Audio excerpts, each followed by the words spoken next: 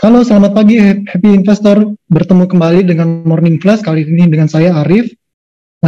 Seperti biasa kita akan sedikit membahas preview perdagangan kemarin dan memproyeksikan perdagangan ISG, pergerakan ISG hari ini. Wall Street ditutup mix pada perdagangan kemarin dengan berlanjutnya penguatan pada indeks S&P 500 dan Nasdaq. Pergerakan ditopang oleh sektor teknologi yang umumnya diuntungkan dari suku bunga rendah. Adapun kekhawatiran naiknya kembali kasus COVID-19 serta data ketenaga kerjaan swasta yang lemah menyebabkan investor kembali mengincar saham-saham dengan potensi pertumbuhan tinggi.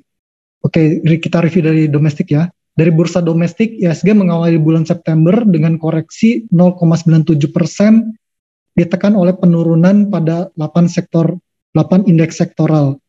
Tingkat inflasi dan level PMI manufaktur Indonesia dilaporkan mengalami kenaikan tipis pada periode Agustus 2021.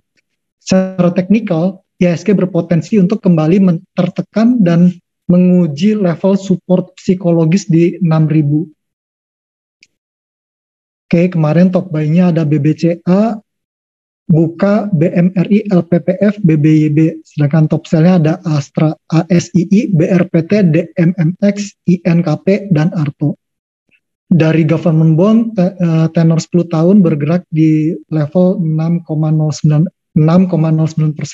Sedikit review, pasar obligasi kita sudah mengantisipasi dengan kebijakan tapering the Fed. Terus di sisi lain, pasar obligasi kita juga dipengaruhi kebijakan burden sharing Bank Indonesia tahun depan. Jadi dengan adanya kepastian burden sharing dalam pasar obligasi domestik, investor cenderung minati obligasi sharing benchmark tenor pendek dan obligasi yang cenderung menawarkan tingkat kupon tinggi. Karena kalau BI melakukan intervensi dalam kebijakan burden sharing, otomatis volatilitas pasar obligasi sempit ya. Jadi karena pasar susah mencari keuntungan dari minimnya pergerakan pasar obligasi, jadi mereka cenderung minati obligasi menawarkan tingkat kupon tinggi.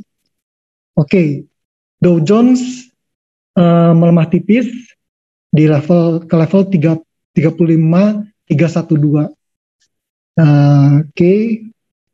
Berikutnya kita masuk ke company news. Yang pertama, Wijaya Karya akan menerbitkan obligasi dan sukuk mudah robah. Dalam aksi korporasi tersebut, WSKT bakal menghimpun dana senilai 2,5 triliun. Manajemen Wika mengumumkan penawaran obligasi jumlah pokok senilai 1,75 triliun, sedangkan untuk sukuk senilai 750 miliar. Yang kedua, company news ada Bukit Asam yang mengincar porsi ekspor hingga 47% dari penjualan. Jadi perseroan terus memacu penjualan ke pasar ekspor. Per Juni 2021 rasio antara penjualan domestik dengan ekspor sebesar 63% berbanding 37% dari total penjualan. Hingga akhir tahun rasio penjualan direncanakan sebesar 53% untuk domestik dan 47% untuk penjualan ekspor. Berikutnya ada Samindo Resources atau MYO yang membukukan laba bersih senilai 13,9 juta US dollar di semester pertama tahun ini. Laba ini naik 15,7% dari laba bersih periode sama tahun lalu senilai 12 juta US dollar. Namun MYO membukukan pendapatan senilai 81,9 juta US dollar atau menurun 15,8% dari pendapatan periode sama tahun lalu. Berikutnya kita masuk ke domestic and global news. Seperti kita tahu, kemarin ada rilis data inflasi ya. Jadi Badan Pusat Statistik mencatat terjadi peningkatan harga atau inflasi pada bulan Agustus 2021 sebesar 0,03 secara bulanan. Meski lebih rendah dari inflasi Juli yang sebesar 0,08. Jadi dari situ kelompok pendidikan mengalami inflasi sebesar 1,2% month on month. Berikutnya ada dari sisi global, aktivitas manufaktur Amerika Serikat meningkat secara tak terduga di bulan Agustus yang didorong oleh pertumbuhan pesanan. Namun jumlah pekerjaan mencapai angka terendah dalam 9 bulan. Kemungkinan karena kurangnya tenaga kerja. ISM menyatakan indeks aktivitas pabrik nasionalnya naik ke level 59,9 pada bulan lalu dari 59,5 di bulan Juli. Seperti kita tahu, indikasi level 50 mengindikasikan ekspansi di bidang manufaktur.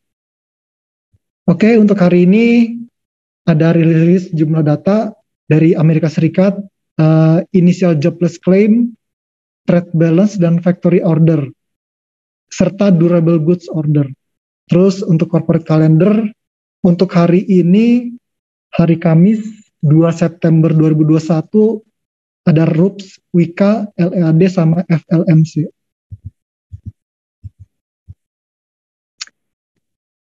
Oke, review IHSG kemarin ditutup di level 6090,93 atau melemah 0,97%. Terus prediksi hari ini tanggal 2 itu downward dengan kisaran level 6000 hingga 6169.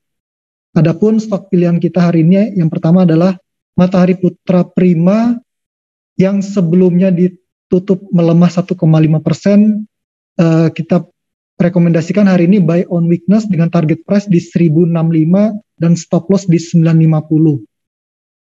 Yang kedua, Mitra Adi Perkasa setelah kemarin mencatatkan kenaikan lebih dari kenaikan 2,7%. Hari ini kita rekomendasikan buy dengan target price di 800 dan stop loss di 750. Berikutnya Indomobil Multijasa kemarin sama juga naik 3,8%. Hari ini kita rekomendasikan buy on weakness dengan target price di 625 dan stop loss di 520. Berikutnya Astra Agro Lestari kemarin naik 1,7%. Rekomendasi kita hari ini buy on weakness dengan target price di 8.875 dan stop loss di 8.500. Dan yang terakhir adalah Matahari Department Store kemarin naik hampir 5%. Untuk hari ini kita rekomendasikan buy dengan target price di 3.200 dan stop loss di 2.900. Oke, demikian untuk hari ini. Terima kasih.